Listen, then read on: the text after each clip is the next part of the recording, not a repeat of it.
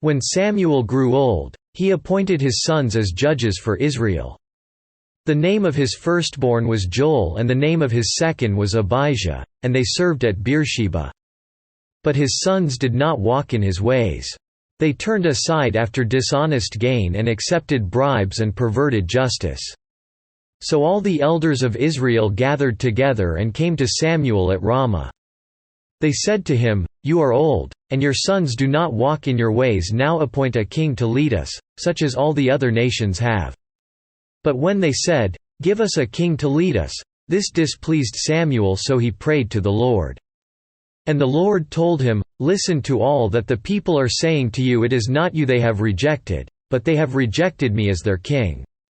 As they have done from the day I brought them up out of Egypt until this day, forsaking me and serving other gods, so they are doing to you. Now listen to them, but warn them solemnly and let them know what the king who will reign over them will do." Samuel told all the words of the Lord to the people who were asking him for a king. He said, "This is what the king who will reign over you will do. He will take your sons and make them serve with his chariots and horses. And they will run in front of his chariots. Some he will assign to be commanders of thousands and commanders of 50s, and others to plow his ground and reap his harvest. And still others to make weapons of war and equipment for his chariots. He will take your daughters to be perfumers and cooks and bakers.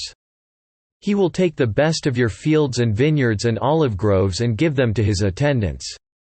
He will take 1/10 of your grain and of your vintage and give it to his officials and attendants. Your menservants and maidservants and the best of your cattle and donkeys he will take for his own use. He will take 1/10 of your flocks, and you yourselves will become his slaves.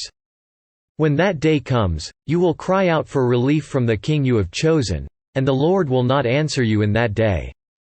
But the people refused to listen to Samuel. "No," they said, "we want a king over us. Then we will be like all the other nations, with a king to lead us and to go out before us and fight our battles." When Samuel heard all that the people said, he repeated it before the Lord. The Lord answered, "Listen to them and give them a king." Then Samuel said to the men of Israel, "Everyone go back to his town."